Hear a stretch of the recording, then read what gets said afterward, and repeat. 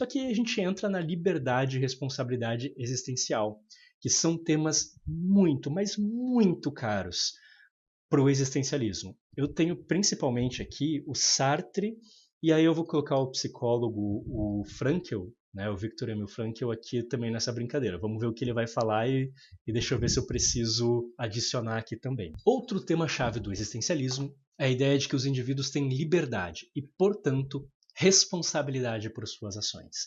Em Rick and Morty, essa ideia é explorada de várias maneiras. Rick é um exemplo de alguém que abraça completamente sua liberdade, fazendo o que bem entende, independentemente das consequências. Isso muitas vezes leva a resultados caóticos e perigosos, mas Rick não se preocupa com as normas sociais ou as implicações morais de suas ações. Esse é um ótimo ponto.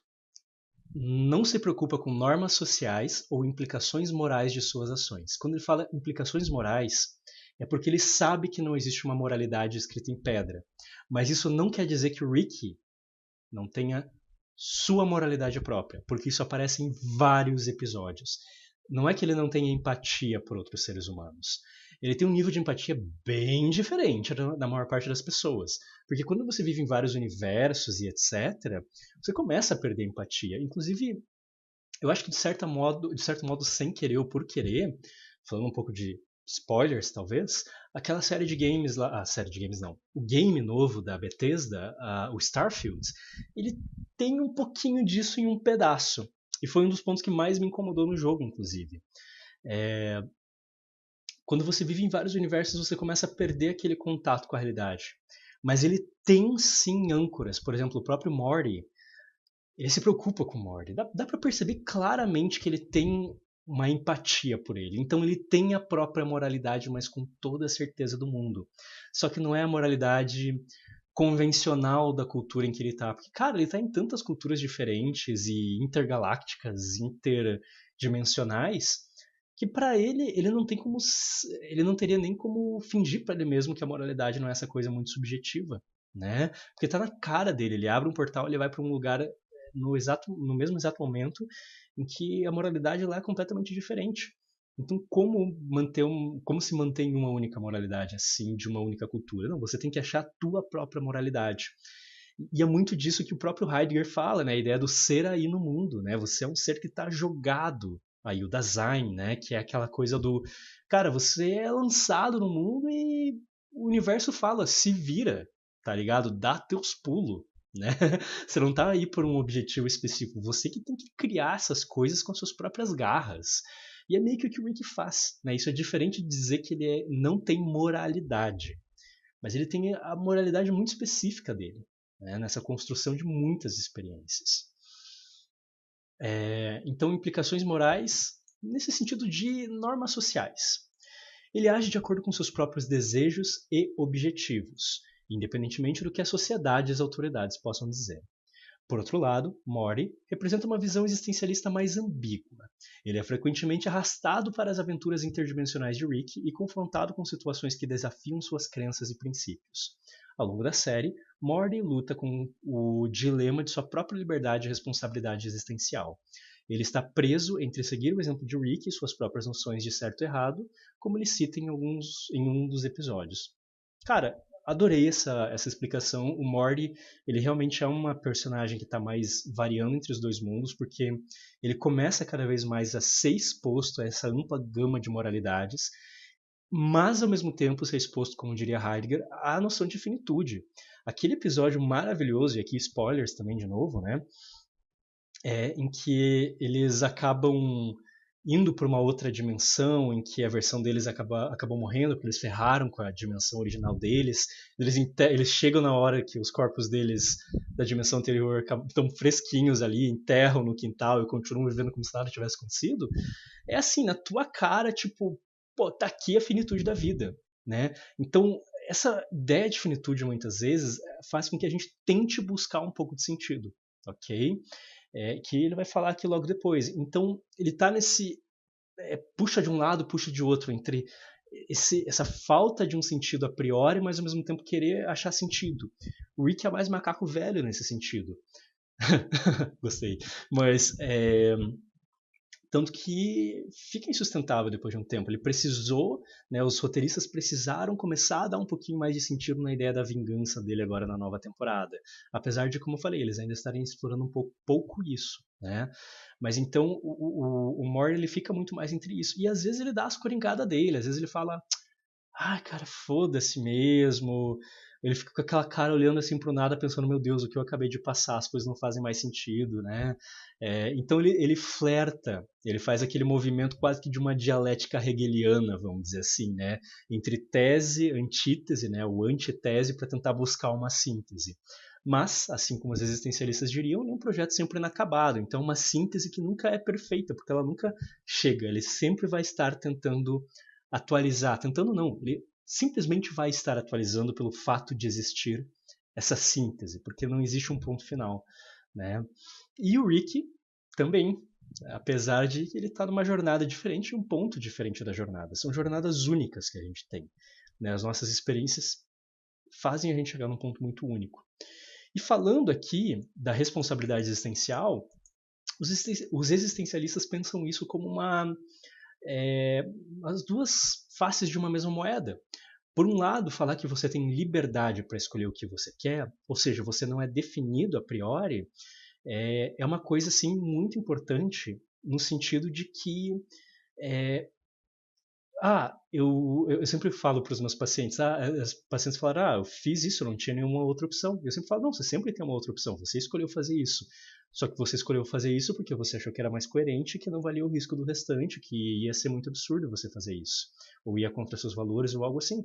Mas uma outra opção você sempre tem.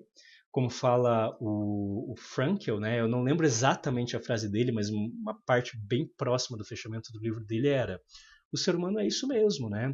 É aquele que estava apertando lá o botão de uma câmara de gás, né, na época do regime nazista, para matar dezenas de pessoas de uma vez só, mas ao mesmo tempo é o mesmo ser humano que entra nessa mesma câmara de gás com a cabeça erguida e uma oração, né, no caso oração judaica, nos lábios. Né?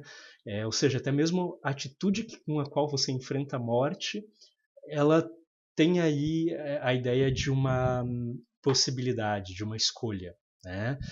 De novo, às vezes eu acho que isso acaba caindo numa ideia um pouco extrema demais, e eu acho que o Merleau-Ponty ajuda a dar uma organizada nisso aí. Mas a ideia é interessante. Né? Então, eu fui obrigado a fazer. Não, você podia ter ido contra. Mas o cara estava com uma arma na minha cabeça. Se era uma coisa tão horrível para você fazer isso, se ia ser tão difícil conviver com isso, né? Por que você falou, então atira, né? É extremo, mas com toda certeza, mas eles eram extremos porque eles viveram um tempo extremo. Eles sempre falam, a gente precisa daí, né? Só que se a gente tem autoconsciência da nossa liberdade, automaticamente a gente tem consciência da nossa responsabilidade existencial. Ou seja, a ideia de que a gente acaba tendo responsabilidade pelas coisas que a gente escolhe. Só a gente pode responder pelas coisas que a gente escolhe. A gente tem que lidar com as consequências. Não adianta a gente terceirizar as consequências, como quando o Sartre fala agir de má fé. Né? Que nem o Sartre odiaria se ele visse uma pessoa falando assim: pô, então eu sou babaca com as outras pessoas, eu sou briguento e tudo mais porque eu sou ariano. Né? Eu não sou ariano, tá, gente? Eu sou uma coisa muito pior, sou de escorpião. Mas vamos dizer que eu fosse ariano. Se ele falasse, eu sou assim mesmo, né? Eu acabei de brigar com você e te humilhei e tal, porque eu sou ariano, não consigo fugir a uma boa luta. Sartre ia dar 2 tapas na tua cara e ia falar, cara, para de agir de má fé. Porque você está tentando terceirizar a responsabilidade pelos seus próprios atos. Assuma que foi você que escolheu fazer isso e lide com as consequências de que você machucou uma outra pessoa. Vocês estão entendendo por que eu estou falando que existencialista se importa com as outras pessoas? Né? Tem muitas vezes responsabilidade emocional e tudo mais. Né? Dizer que a moralidade não existe a priori não quer dizer que tudo é permitido. Né? Não é nesse sentido. Isso redobra a nossa responsabilidade, porque a gente tem que assumir que se eu machuquei alguém, foi uma escolha minha. Por quê? Por que eles falam isso? Né? Por que por exemplo, o Viktor Emil Frankl fala lá no livro dele, né? Eu lembro de um pedaço que ele fala, eu sempre falo para os meus alunos lá dos Estados Unidos, né?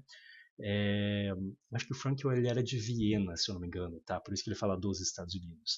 Mas ele falava assim, eu sempre falo para os meus alunos lá nas faculdades dos Estados Unidos que o país de vocês precisava de uma outra estátua na outra costa para complementar a estátua da liberdade, que seria a estátua da responsabilidade, porque não existe liberdade sem responsabilidade, ok? Então, é um pouco daquela brincadeira que o pessoal faz entre a diferença de liberdade, que é você escolher e lidar com as consequências, e libertinagem, que é tentar fingir que você tem liberdade, mas ao mesmo tempo fugir das consequências, sabe?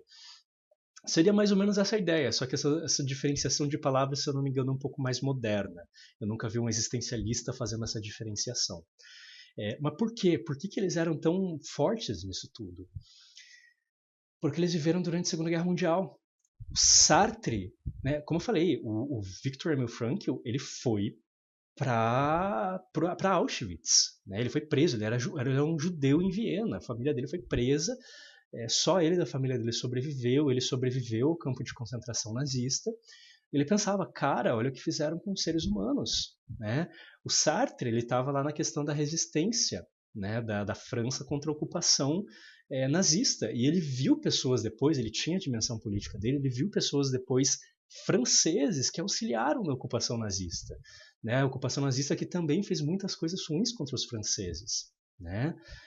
E o Sartre olhava para aquilo e falava, daí ele falava, cara, qual que é a tua? Por que você ajudou os caras e ferrou com o nosso próprio povo, seus amigos, seus familiares, muitas vezes, né? Entregou conhecidos e coisas assim. E o cara falava, mas os caras me obrigaram, eu não tinha outra escolha, era isso ou algo muito pior. E o Sartre falava, cara, você não foi obrigado, responda, né? Não é não tive outra escolha, você escolheu. Você deve ter as consequências agora que os nazistas já foram embora, que a guerra foi vencida e tal. Agora, você tem que ter as consequências. Né? O pessoal lá do Partido Nazista, cara, você tem que arcar com as consequências dos seus atos. Né?